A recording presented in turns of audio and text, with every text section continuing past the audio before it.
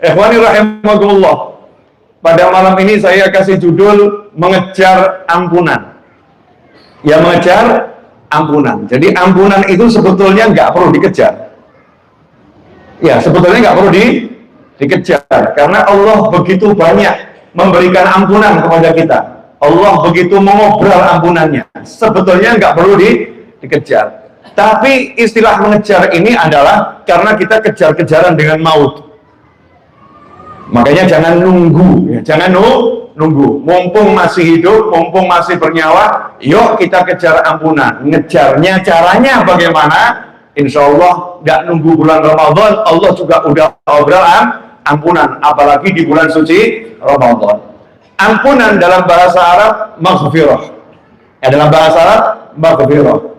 Kalau ghafarallah artinya Allah mengampuni.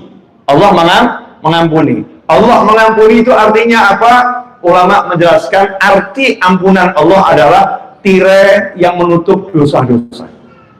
Jadi kalau diampuni sama Allah itu dosanya disembunyikan oleh Allah Subhanahu wa ta'ala, dosanya dihapus oleh Allah Subhanahu wa ta'ala, dosanya dihilangkan oleh Allah Subhanahu wa ta'ala. Itu adalah ampunan dari Allah Subhanahu wa ta'ala. Karena itu sahabatku dimanapun antum berada, khususnya kawan-kawan di Masjid Raya Bintaro Jaya, arti ampunan salah satunya kalau kita maksiat kemudian kok aib kita tertutup, itu tanda-tanda diampuni insya Allah. Walaupun mungkin belum sempat minta ampun, siapa tahu berkat punya tetangga yang baik, berkat punya tetangga yang baik, tetangga kita tiap malam mendoakan, ya Allah ampuni tetanggaku ini, padahal kita tidur ngorok puas, tahajud enggak, zikir enggak, baca Al-Quran enggak, istighfar enggak, tapi punya tetangga yang mengistighfarkan, maka istighfar tetangga ini untuk tetangganya diijabahi, diterima oleh Allah Subhanahu wa ta'ala, tetangganya pun diampuni. Salah satu bukti diampuni adalah aibnya ditutup. Karena itu Allah sangat marah kepada seseorang yang bermaksiat di malam hari, sudah ditutup sama Allah ta'ala aibnya, nggak ada orang yang tahu, artinya Allah mengampuninya insya Allah. Ternyata besok paginya dia pamer pada teman-temannya, pamer pada kawan-kawannya, semalam saya begini, semalam saya begini, semalam saya begini. Maka yang menyebabkan ampunan itu hilang adalah karena ulahnya sendiri membongkar aibnya, membongkar maksiatnya. Karena itu seburuk apapun kita, berusahalah untuk punya rasa malu pada Allah dengan menyembunyikan maksiat-maksiat kita, bukan karena apa-apa, agar diampuni oleh Allah Subhanahu wa ta'ala. Tentunya dengan kesadaran kalau kita berhadapan dengan orang lain, kalau kamu tahu maksiatku, pasti kamu nyingkir. Aku sebetulnya orang buruk, tapi aku nggak boleh bongkar aibku kepada siapapun. Aku nggak akan sombongkan diriku di hadapanmu. Cukup aku mengenal keburukanku. Mudah-mudahan dengan cara seperti ini Allah Ta'ala mengampuniku. Itu yang nomor satu. Arti ampunan adalah aibnya ditutup. Makanya ketika ada seseorang aibnya sudah ditutup dan dia berusaha menutup dan sudah ditutup oleh Allah Subhanahu wa ta'ala, kok ada orang yang membongkar-bongkar aib orang lain, maka Allah marah, maka Allah murka. Karena itu barang siapa membongkar aib orang lain, ancaman dari Allah Ta'ala, saya akan bongkar aibmu. Bu, boleh nanya Bu? Yang begini enaknya nanyanya sama ibu-ibu. Ibu suka enggak bongkar aib suami?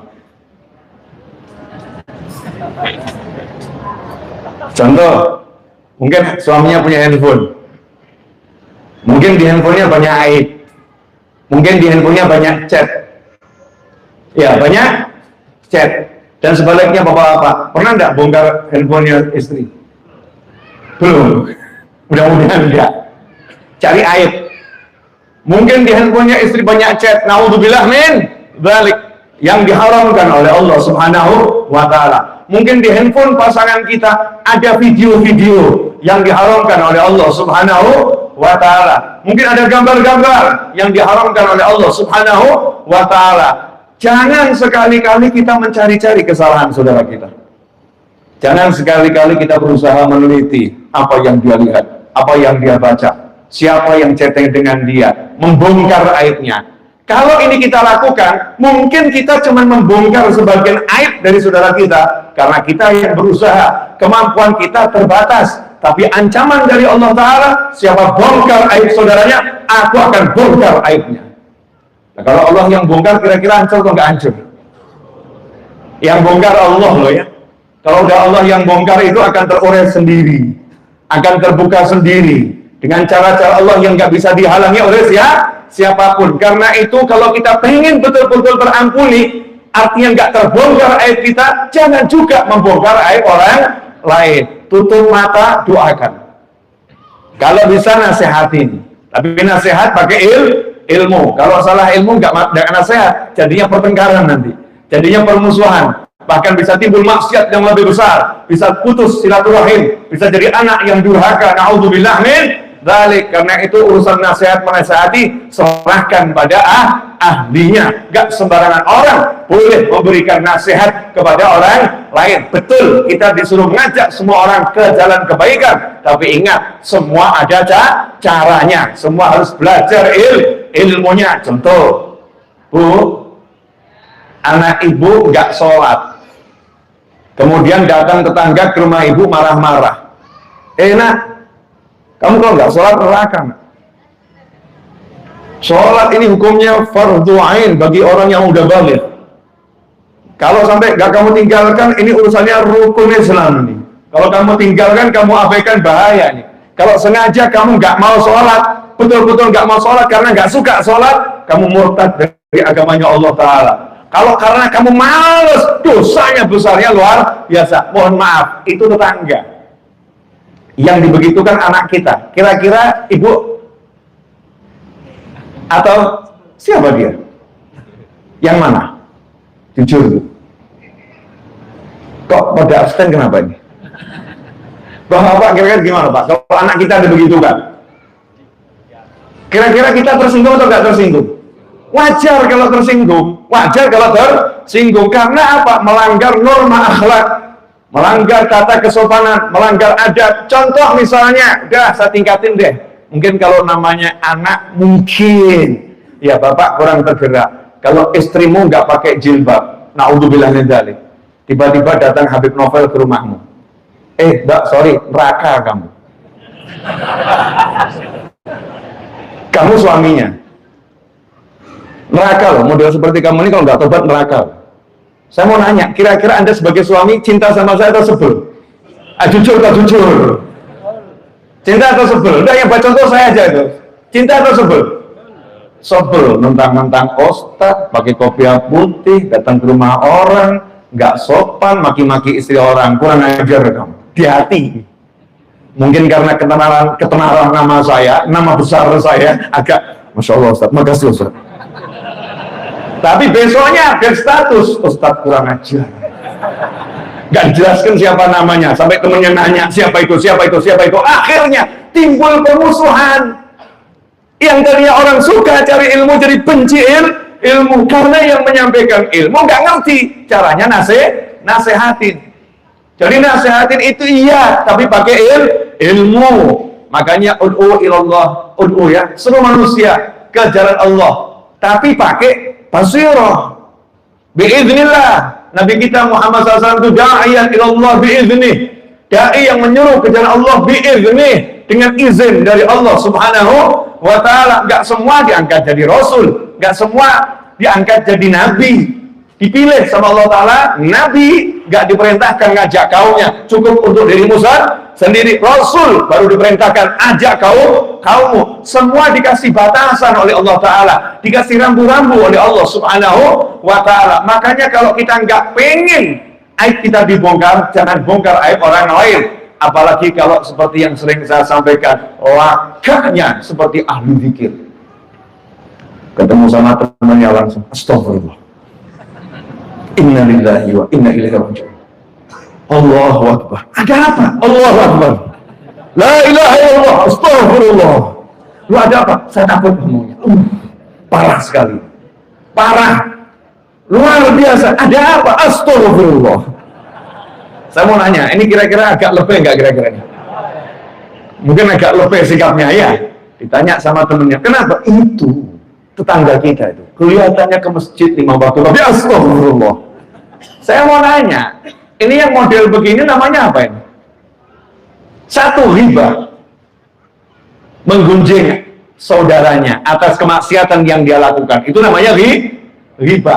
Kalau menggunjing saudaranya atas perbuatan yang tidak dia lakukan, itu namanya fitnah. Kadang-kadang kita ngomong, loh, memang orangnya begitu. Ya memang begitu. Kalau begitu kamu omongkan, itu namanya riba. Kalau nggak begitu, kamu ngomong begitu, namanya fitnah. Jadi dua-duanya nggak ada yang benar. Dua-duanya nggak ada yang benar. Sekarang lebih lagi, riba, fitnah, mungkin juga campur fitnah, tapi kedoknya istighfar. Astagfirullah. Astagfirullah. Sama ngelus dada, sedih saya, hancur hati saya.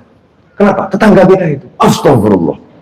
Kemarin saya lihat, kemarin saya lihat dia boncengan sama lelaki lain. Astagfirullah.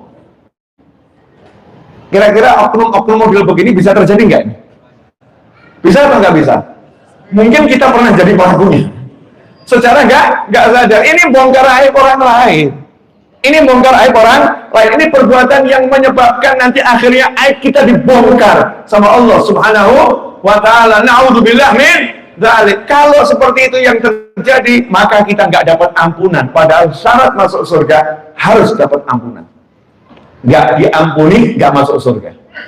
Jadi masuk surga itu nanti udah pakai apa namanya, scan gitu ya, terampuni, kling, masuk.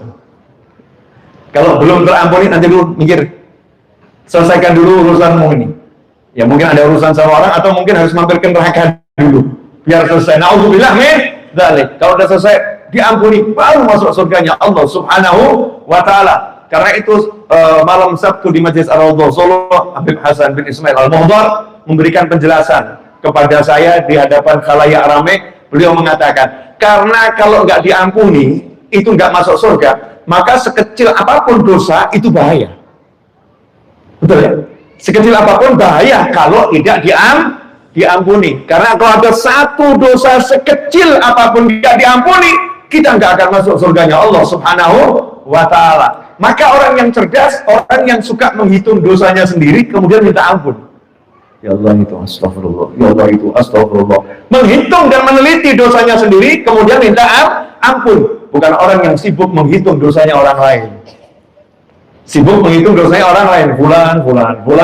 Bulan. Kita nggak akan ditanya dosanya orang lain, enggak. Kita akan ditanya bagaimana dosamu, masih ada enggak? Karena itu ya ikhwan rahimakumullah, yang paling penting buat kita sekarang sebelum masuknya bulan suci Ramadan, yang mana Ramadan adalah jannah. Ramadan itu surga. Ramadan itu nikmat. Kalau kita pengen merasakan Lailatul Qadar, kalau kita pengen merasakan yang namanya nikmatnya sholat, kalau kita pengen merasakan nikmatnya baca Al-Quran, seorang ulama sampai tidak berani banyak-banyak baca Al-Quran di siang hari di bulan suci Ramadan. Ketika ditanya, kenapa kamu tidak berani baca Al-Quran banyak-banyak siang hari Ramadan, tapi bacanya malam hari? Beliau mengatakan, saya nggak tahu puasa saya batal atau tidak kalau saya baca Al-Quran di siang hari. Karena setiap kali saya baca Al-Quran di Ramadan, di lidah saya ada rasa manis yang lebih nikmat dari madu, dan itu ikut tertelan kepada oleh saya. Batal nggak puasa saya? Padahal itu manis karena merasakan nikmatnya baca Al-Quran. Ikhwani rahimakumullah, orang-orang yang mulia menikmati Ramadan, tapi anehnya kita Ramadan. Kenapa? Justru masjid-masjid yang harusnya ramai dengan orang berdiri, tegak sholat, duduk baca Al-Quran, sebagian tempat terisi oleh oknum-oknum menjulurkan kaki dan merebahkan tubuh dan kemudian tidur, saudara-saudara. Kira-kira itu fenomena yang ada atau nggak ada? Ada atau nggak ada? Dan kita pernah jadi pelakunya. Dan kita pernah jadi pelakunya. Lagi-lagi dalilnya naumus shaim, ibadah. Tidurnya orang yang puasa adalah ibadah. Jadi tempat ibadah terbaik untuk tidur adalah masjid. Bagaimana tidurnya orang yang berpuasa ibadah, tempat ibadah yang terbaik adalah masjid, maka orang berpuasa kalau Ramadan cari masjid untuk ngeri, saudara-saudara.